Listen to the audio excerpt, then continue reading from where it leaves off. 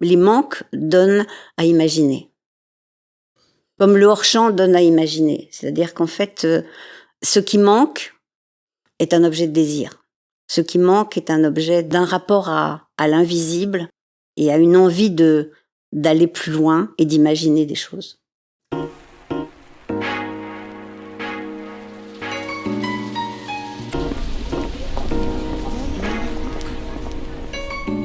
Bienvenue dans L'Œil Écoute, le podcast indépendant qui analyse notre rapport à l'image photographique et l'évolution du médium à l'heure de la suprématie du numérique et du digital.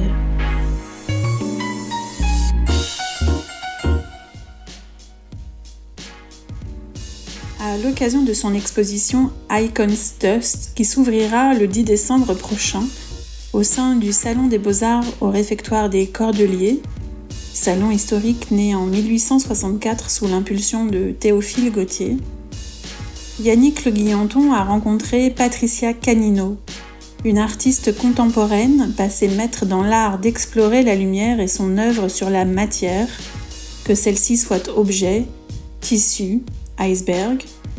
Photographe du mystère, elle crée des mondes imaginaires qui nous éloignent du réel pour mieux nous faire entrer dans le sacré, dans une forme de dépassement de la chose humaine, une quête d'un autre chose, invisible, qui trouble les frontières et les perceptions, sans que l'abstraction ne soit jamais totale. Nous vous laissons entrer dans son atelier. Bonne écoute. Bonjour Patricia Canino. Bonjour Yannick. Merci de m'accueillir dans votre atelier, ici dans le 19e arrondissement à Paris, pour ce 46e épisode de L'Œil Écoute. Alors Patricia, pour ceux qui ne vous connaissent pas, vous venez du monde du cinéma, vous avez notamment travaillé avec André Delvaux, Alain Robbe-Grillet ou Chantal Akerman, avant de réaliser vous-même vos propres films, puis vous êtes passé de l'image animée à l'image fixe. Mais avant que l'on parle de votre travail, j'aimerais savoir quelle place occupait l'image pour la petite fille que vous étiez dans les années 50 à Tunis. L'image, c'était pour moi d'abord passer beaucoup de temps à regarder les ombres portées des meubles sur le sol, bouger les chaises, voir quand je les bougeais si l'ombre devenait floue, nette, si elle grossissait ou pas. J'étais tout à fait fascinée par ça. Alors évidemment, on est dans un pays du soleil, c'était facile. Et puis j'ai passé beaucoup de temps, curieusement, ma mère m'a mis dans les mains, pour que je reste un peu tranquille, des numéros de Vogue de l'époque, qui étaient énormes, très épais, avec des photos de photographes extraordinaires, des grandes robes de haute couture. Et ça a été, je pense, mes premières images qui m'ont donné à imaginer, mais qu'est-ce que c'est qu'une femme ? Qu'est-ce que c'est que la séduction d'une femme ? Ce sont mes premières images, oui. Donc là, on a déjà deux paramètres dans votre vie professionnelle, puisqu'on a l'image animée avec ce déplacement de l'ombre portée au sol, j'imagine. Et puis, on a également le corps. Et le corps de la femme, puisque le corps de la femme est très présent dans votre travail. Ouais.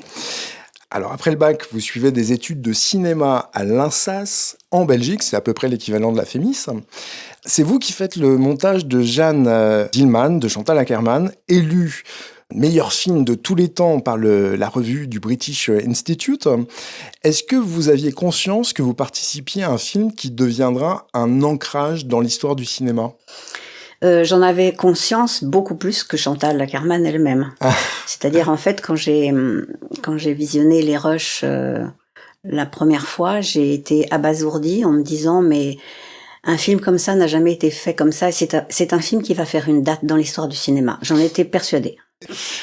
Et alors que vous étiez installé dans une carrière cinématographique, donc à la fois au montage et à la réalisation, puisque vous avez également réalisé des films, comment s'est fait votre glissement vers la photographie ? Alors, pour préparer mes films, j'ai toujours fait de la photographie pour donner des ambiances de lumière pour mon chef opérateur, pour donner une sorte de vocabulaire déjà imagé pour préparer le film. Et puis il y a eu des rencontres un peu particulières, notamment avec André Putman, puisqu'elle a participé au travail de décoration d'un film que j'ai réalisé pour Yves Saint Laurent. Et elle me dit, voilà, vous montrerez le film comme remerciement, ce qui était quand même incroyable. Elle voit le film et elle aime beaucoup, du coup elle voit d'autres films, on commence à avoir une complicité très intéressante, et puis sans savoir pourquoi, je lui dis, écoutez, est-ce que je peux venir dans votre showroom faire des photos comme ça pour moi? Et elle me dit, bien sûr, il vous est ouvert, vous venez quand vous voulez. Et puis au bout d'un certain temps, elle m'appelle, elle me dit, écoutez, pour demain matin, je veux une sélection. Et j'étais tout à fait épatée parce que j'avais pas encore préparé. Elle me dit non, de façon très ferme et définitive, demain matin à 9h, je veux une... Bon, alors je lui fais un choix. Et j'oublierai jamais, c'était des hectachromes, elle était près de la fenêtre, et je vois 2 larmes couler. Et elle dit, Patricia, j'ai l'impression que ces images, c'est moi qui les ai faites. Personne n'a compris mon travail de cette façon-là. Et donc, pourquoi je vous demande ça? C'est parce que j'ai été choisie par le festival d'Arles pour présenter dans une soirée nocturne aux arènes mon travail en images, et je vais présenter votre travail. Et moi, les bras m'en tombaient, je pouvais pas imaginer. Et donc, effectivement, à Arles, je vois André Putman avec un micro, mes images projetées sur un écran de 5 mètres de base, et qui dit pourquoi elle aime ces images. Alors évidemment, après, plein de gens viennent vers moi en me disant « Ah oui, mais comment on peut vous joindre pour vous faire des commandes ?» Et je dis « Mais je ne suis pas photographe. »« Mais si, arrêtez, vous êtes snob. » Bon, et j'ai commencé mon travail de commande, en dehors du sien, qui, par rapport à ça, après, pendant près de 10 ans, j'ai travaillé énormément sur ces chantiers. Mais ça a été le début. Ça a été oui, le pied à l'étrier Voilà. qui vous a lancé dans cette carrière Voilà. de photographe, bien que entre cinéma et photographie, il y a un cousinage évident. Ah bah oui, oui, bien sûr. Alors à partir de là, une nouvelle voie s'ouvre à vous, donc la mode, le design, la joaillerie, la publicité aussi, mais aussi les musées, le Louvre, les arts déco, en passant par le Met à New York. Dans ce travail, vous devez sublimer des œuvres, des réalisations qui ont été produites par d'autres personnes. Comment transforme-t-on donc ces objets inanimés, comme ceux d'André Putman, en objets de désir? Eh bien, c'est la seule façon, c'est le travail de la lumière. Parce que la lumière se réfléchit sur les matières, met en évidence le grain, les ombres, les parties éclairées, enfin crée une composition en fait, je dirais quasiment picturale du regard qu'on porte soit sur un objet, soit sur un vêtement, et qu'on a l'impression qu'avec la lumière, cet objet revit parce qu'on a envie de le toucher. Est-ce que vous diriez que c'est la même chose pour votre expérience cinématographique? Est-ce que la lumière, elle intervient de la même façon au cinéma qu'en photo? Non, c'est différemment parce qu'au cinéma, il y a le mouvement et le travail de la lumière n'est pas aussi important parce que dans le cinéma, il y a aussi des grands espaces, il y a, je veux dire, le travail photographique que j'ai fait, c'est souvent porté sur des objets, sur des tissus, sur des vêtements, donc on est beaucoup plus proche de la matière. C'est pas du tout la même... Et le regard est happé par une seule image et pas C'est par ça, 24 images secondes. C'est ça, oui, tout à fait.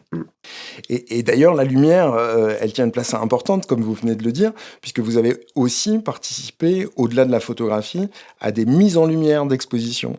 C'est ça, c'est-à-dire que notamment par exemple la comtesse Jacqueline de Ribes qui a une grande exposition au Met et qui m'a demandé de réaliser le catalogue de cette exposition, voulait absolument que la lumière que j'ai utilisée pour le catalogue soit la même que celle de ces mêmes vêtements exposés au Met. Donc de façon extraordinaire, on m'a permis de venir faire ce travail-là. Oui, c'est intéressant et c'est intelligent de sa part, puisque généralement, en fait, le catalogue, c'est la seule chose qu'il reste après une exposition. C'est ça. Il peut y avoir parfois un film, Ouais. mais c'est quand même plutôt rare. Ouais. Donc, elle était, j'imagine, satisfaite du résultat. Ah, très heureuse.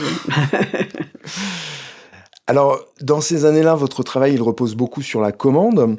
Quand on crée dans ce cadre, est-ce qu'on est avant tout au service d'un projet ou est-ce qu'on est au service d'un commanditaire, comme vous l'avez dit à l'instant avec Jacqueline de Ribes? Eh bien, pour moi, le commanditaire est particulier quand il s'adresse à quelqu'un qu'il a choisi pour créer un objet dont il a une vague idée, ou dans lequel il va donner des cadres de travail, mais à chaque fois, en tout cas en ce qui me concerne, je ne parle que pour moi, la commande n'est pas une soumission ni une exécution, c'est l'inverse, c'est-à-dire que à travers des cadres ou des fois pas de cadre du tout, on me donne la possibilité d'explorer un objet ou l'objet de la commande, mais de façon très libre, parce que c'est aussi une question de confiance. Donc je pense qu'il y a toujours ce rapport de confiance entre celui qui commande. L'histoire de l'art est pleine de cela, hein, ceux qui commandent et ceux qui exécutent. Et on l'a bien compris, même pour la commande, c'est votre qualité d'auteur qui préside. Oui, il faut que je trouve mon miel dans la commande. Je ne peux pas ne pas être moi. Votre travail d'ailleurs a été salué en 2000 pour une série de modes réalisées au Polaroid par Jean-Paul Gaultier. Est-ce que vous pouvez nous en dire un mot ? J'ai eu le prix Polaroid pour une série de modes qui n'était pas celle de Jean-Paul Gaultier, j'ai oublié d'ailleurs pour laquelle c'était. Et le prix consistait à faire venir une chambre 50-60 de Budapest, qui est venue en camion jusque dans mon studio. Donc une chambre 50-60, énorme, c'est un énorme appareil je veux dire, photo, un peu à l'ancienne. Vraiment à l'ancienne. Je pense que l'appareil avec les soufflets faisait 1m30, donc heureusement que j'avais de la place. Et j'avais la possibilité d'utiliser cette chambre une seule journée, parce qu'après le camion repartait le lendemain. Et je me suis dit, en même temps, j'ai reçu une commande d'un magazine italien de mode me demandant de faire une série sur la mode de cette époque-là, Jean-Paul Gaultier. Et en fait, j'en ai fait d'une pierre deux coups, j'ai fait ce travail-là en utilisant cette chambre, dont certaines de ces images qui sont uniques ont été d'ailleurs achetées par le Musée des Arts Décoratifs. Alors, pour ma part, moi, j'ai pas découvert votre travail à travers la couleur, mais plutôt à travers le noir et blanc, avec une série intitulée Lux in Tenebris. On est dans le Grand Nord, au plus près des icebergs. Vous jouez avec nos repères. Il y a à la fois de la familiarité, mais aussi une grande étrangeté dans votre traitement de l'image, avec des photographies solarisées qui perturbent notre perception du réel. Avec ces manipulations, est-ce le réel que vous interrogez ou la manière dont nous le regardons ? Donc, comment suis-je arrivée aux icebergs ? Alors, avant d'y arriver, pendant un certain nombre d'années, j'ai été beaucoup attirée par les paysages du Grand Nord. J'ai été en Laponie, j'ai été en Islande. Donc, j'ai été attirée par ces paysages de lumière absolue. C'est du blanc sur du blanc. et je m'y sentais tout à fait bien. Et j'ai voulu, après cela, aborder les masses de glaciers. C'est-à-dire me sentir devant des montagnes de glace. Qu'est-ce que c'est ces montagnes de glace qui flottent à la dérive? Donc j'étais sur un bateau qui m'a accepté. Et donc j'étais dans des situations complètement extrêmes parce que photographier sur un bateau, on peut pas mettre un pied, donc on est à la main. C'est-à-dire c'est l'inverse de tout ce que je fais quand je suis en studio. Les temps de pause sont rapides alors que je travaille avec des longs temps de pause en studio. Et donc, la prise de vue a été pour moi une vraie aventure et quelque chose une mise à l'épreuve que je n'avais jamais vécue avant, mais qui était intéressante. C'était déjà une expérimentation en soi. Oui. Et puis quand je suis revenue, je me suis dit bon, je laisse un peu reposer ces images pendant 2 ans en fait. Et puis quand j'ai repris ces images, j'ai eu le premier réflexe de me dire il faut enlever la couleur, parce qu'en fait la couleur dominante des icebergs, c'est le turquoise, c'est le bleu. Oui, c'est le bleu du ciel qui se reflète dans la glace. Voilà. Et donc j'ai enlevé tout ça et j'ai commencé à entrer dans le noir et blanc en fait. Et en entrant dans le noir et blanc, j'ai été totalement happée par justement ne plus retrouver que de la matière, des gris, des noirs, des blancs, comme des sculptures qui flottent, c'est-à-dire tout d'un coup, ça n'était plus des icebergs, c'était comme des œuvres d'art qui flottaient avec des formes incroyables, et je me suis éloignée de la matière glace pour la rendre autre, et pour la montrer de façon très imaginaire, et comme je dis souvent, ces images-là, c'est ou bien après ou au début d'une catastrophe mondiale, parce que on a l'impression que l'humain n'y a aucune place. Alors, je reviens à ma question. Finalement, est-ce que c'est le réel que vous interrogez ou la manière dont nous le regardons ? Eh bien, ma façon d'interroger le réel et de le manipuler, de le changer, fait en sorte que je donne à voir autre chose. Bien sûr. Donc c'est un tout. Oui. Patricia, j'entendais tout récemment l'écrivain Laurent Godet qui disait que l'on vit aujourd'hui en Occident dans des sociétés de la surprévision, dans un monde algorithmique où tout est envisagé et qu'on a perdu le sens du mystère. J'imagine que cette notion de mystère, elle vous parle aussi, non?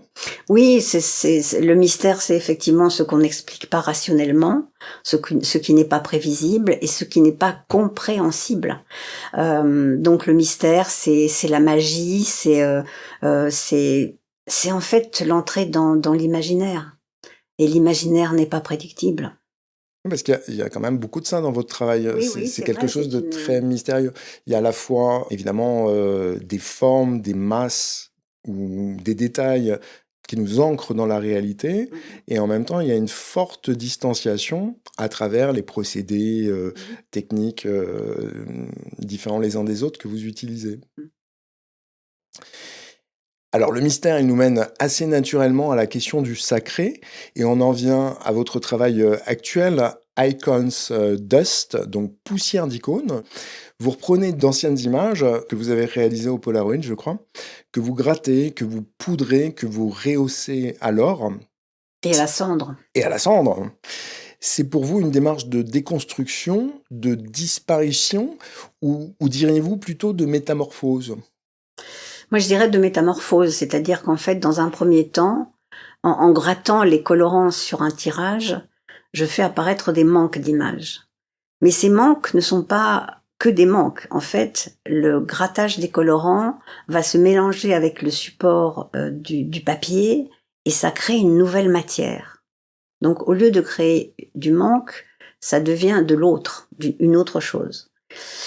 Et par rapport à cette autre chose, par la suite, j'ai eu l'idée de rehausser, mais cette fois-ci non pas avec un pinceau et comme une peinture, mais de prendre des pigments d'or qui sont totalement volatiles et de les souffler, de les répartir sur l'image, et où ces pigments vont entrer dans ces parties métamorphosées qui ont été grattées, qui vont donner d'autres choses. Et aussi des cendres de cigares, parce qu'elles sont très fines. Oui, je fume des cigares de temps en temps. Donc j'ai collectionné un peu de cendres de cigares. Et des fois, je mélange la cendre avec ces pigments et ça donne des mordorés qui sont très très beaux. Et donc ça donne à cette image quelque chose qui est complètement éphémère, parce qu'un souffle et c'est terminé. Oui, là... Et d'ailleurs, en fait, le terme d'image est beaucoup plus approprié que celui de photographie, puisque c'est comme un mandala. C'est ça. C'est-à-dire que c'est de la poudre déposée sur une feuille. Oui. On va peut-être aller voir vos images de plus près, puisqu'on est dans votre atelier, que je crois qu'elles sont exposées juste à côté, pour juger sur pièce. Alors là, ce que vous avez exposé, en fait, sur le mur, c'est l'image finale. C'est l'image d'exposition, en fait. C'est l'image d'exposition. Qui est donc qui a une dimension qui est de 60 cm sur 80. Ouais, donc c'est une image assez importante, effectivement. Et le Polaroid depuis lequel vous étiez parti, il était en grand format également? Oui. Oui, d'accord.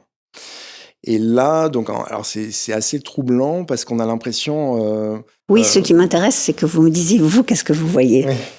Alors, on retrouve une femme, le regard un peu perdu, la tête baissée. Elle occupe la quasi-totalité de l'image, depuis le buste jusqu'à la tête. Elle a la tête qui repose sur un bras. Mais ça peut évoquer aussi un travail à la fresque. Mais c'est tout à fait... l'inspiration, c'est la fresque. C'est-à-dire que, en fait, voilà, quand dans cette partie-là, j'ai gratté les colorants... Alors là, on est dans la partie basse de l'image. Vous voyez bien que ces colorants-là sont partis, mais ont donné lieu à d'autres choses, une autre matière qui est là, et qui, suivant les endroits, va va disparaître ou réapparaître d'une autre façon. Il y a une partie où effectivement j'ai vraiment fait disparaître en grattant les colorants, mais curieusement la disparition révèle une autre matière, c'est-à-dire que les poussières de colorants se remélangent avec le support de papier aquarelle, et en fait c'est faire disparaître et faire renaître et révéler autre chose. Donc c'est bien sûr, c'est l'idée de la fresque qui a été mon inspiration, mais au lieu que la fresque se dégrade dans le temps, en fait, je fais exactement le chemin contraire. C'est-à-dire que c'est moi qui dégrade certaines parties, et au lieu que ça crée des manques, ça crée des endroits transformés. Ça révèle une autre matière qui n'était pas à la base. Le papier, évidemment, la trame du papier, peut-être. Oui, il y a tous ces paramètres-là qui font que ça devient autre chose. Et par rapport à ce travail-là, la poudre d'or va venir s'appliquer en soufflant, et elle va rentrer dans certains endroits où il y a de la pigmentation de colorants qui ont fait corps avec la matière du support, et qui va donner cet amalgame très, très particulier qui, suivant les endroits, vont réagir de façon différente. Je parlais d'une fresque parce que ça évoque aussi les fresques que l'on connaît aujourd'hui au XXe, au XXIe siècle, des fresques qui sont altérées, oui. Sur lesquelles le temps est passé. Oui, et moi c'est ça qui m'intéresse, c'est les manques. C'est pas une fresque toute neuve. C'est que les manques donnent à imaginer. Donc, comme le hors-champ donne à imaginer. C'est-à-dire qu'en fait, ce qui manque est un objet de désir. Ce qui manque est un objet d'un rapport à l'invisible et à une envie d'aller plus loin et d'imaginer des choses. Alors, si on est toujours non plus dans l'icône, mais dans la fresque, ça pourrait être un personnage d'une fresque, mais sur lequel vous auriez fait un gros plan photographique. Mm-hmm. Et donc, évidemment, toute l'histoire autour est à imaginer. Oui, mais en même temps, ce n'est pas une fresque, parce que c'est un visage, comme vous le voyez, c'est une femme, mais ça pourrait être un jeune garçon. Il y a une façon très androgyne de la photographier, donc on peut pas dire que ce serait comme une fresque, parce que il y a quelque chose de très contemporain dans cette image. C'est la façon de la traiter à la manière des fresques, mais qui n'est pas exactement la même chose, puisque dans les fresques, les colorants ne se mélangent pas avec le support. Oui, effectivement. Ouais. Donc, comme je fais le trajet inverse, je révèle une autre matière. Et quand vous parlez d'icônes, là, pour le coup, vous nous parlez plus de nos icônes contemporaines que des icônes christiques. Oui, c'est-à-dire qu'une icône, c'est une image en grec, donc c'est l'image. C'est-à-dire que c'est quelque chose qui n'existe pas. C'est pas le portrait d'une femme, c'est une icône. Et bien entendu, de façon contemporaine, il y a des femmes qui, mortes ou pas, deviennent des icônes. C'est-à-dire qu'elles deviennent... Leur image est presque plus importante que leur corps et que leur vie. Et c'est ça que je vais rechercher un petit peu dans ce travail, c'est de la création d'images. Alors, parmi la quinzaine d'images, je crois que vous avez faites, quels sont vos personnages ? Quels sont les personnages que vous avez ressuscités, si je puis dire, puisque ce sont des images anciennes ? Mais pour moi, c'est ça, c'est-à-dire que c'est à la fois des reines, ce sont des guerrières, ce sont des saintes, ce sont des androgynes, ce sont des femmes qui créent autour d'elles des auras particulière. Et l'or, évidemment, qui est très présent dans l'icône, renvoie aussi à la sainteté du personnage. Au côté sacré. Une icône, c'est sacré. Oui. Donc, c'est des images que vous avez, qui seront toutes exposées dans ce format-là. Oui, en général, c'est ce format-là. Mais je fais aussi des petits coffrets avec des formats plus petits, mais en exposition, c'est ce format-là que j'ai choisi, et sans encadrement. C'est-à-dire qu'en fait... justement, le public peut toucher l'image. Oui, ce qui est quand même assez incroyable, puisque évidemment, la plupart du temps, on ne peut pas toucher, et que vous-même, vous employez souvent une expression qui est toucher du regard. Exactement. Mais là, vous êtes un peu en contradiction avec vous-même. Mais oui, mais c'est très bien.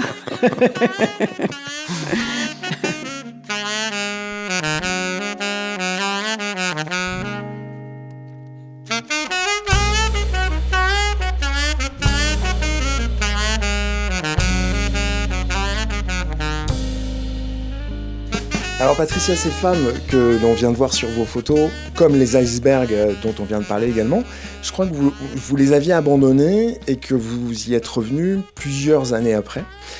Vous avez besoin que le temps se dépose en couches, que les images se sédimentent avant d'y retourner ? En fait, j'ai besoin de me dédoubler. J'ai besoin d'oublier la personne qui a été à la prise de vue. C'était vous. Oui, mais j'ai besoin de l'oublier et de me surprendre à découvrir là où je suis, ces images, et d'avoir envie de les travailler.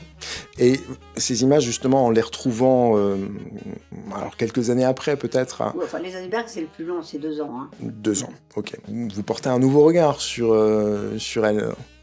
Oui, c'est-à-dire Ou est-ce que finalement vous ne les abandonnez jamais, vous les avez toujours en tête et quand elles ressurgissent... Non, alors je les oublie complètement. Vous les oubliez complètement. Ah oui, je les oublie complètement. Là, je viens de faire un travail à Matera sur les chapelles rupestres avec des fresques byzantines. Je sais même plus ce que j'ai fait.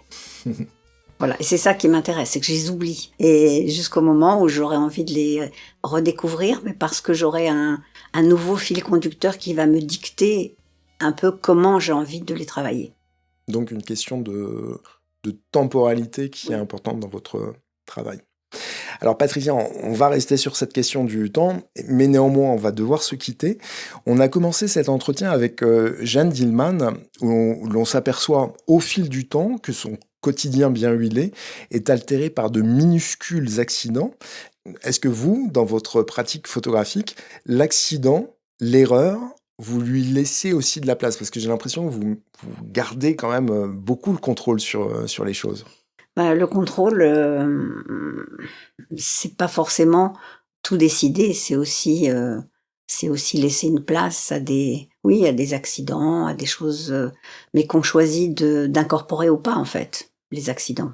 Et ces accidents, ils sont aussi très présents dans votre carrière professionnelle. On entend évidemment par accident le hasard, parce qu'il y a beaucoup de choses qui se sont faites par hasard. Alors non, j'appelle pas ça du hasard, j'appelle ça des rencontres. Et les rencontres, ce sont jamais des hasards. Très bien, Patricia. Merci beaucoup pour le temps que vous m'avez consacré. On peut retrouver Icons Dust sur les cimaises du Salon des Beaux-Arts du 3 au 14 décembre au Réfectoire des Cordeliers à Paris. Et on peut voir également vos images, bien d'autres images dont on n'a pas parlé sur votre site patriciacanino.com. Merci encore. Merci à vous. Merci de votre écoute. Comme d'habitude, n'hésitez pas à laisser des messages et des étoiles sur vos plateformes préférées. On se retrouve bientôt pour un nouvel épisode avec Raphaël Peria, lauréate avec Fanny Robin du prix BMW Artmakers. Et j'en profite pour vous glisser que la musique que vous avez entendue, c'est Quantum Jazz, l'intro de End of the Line.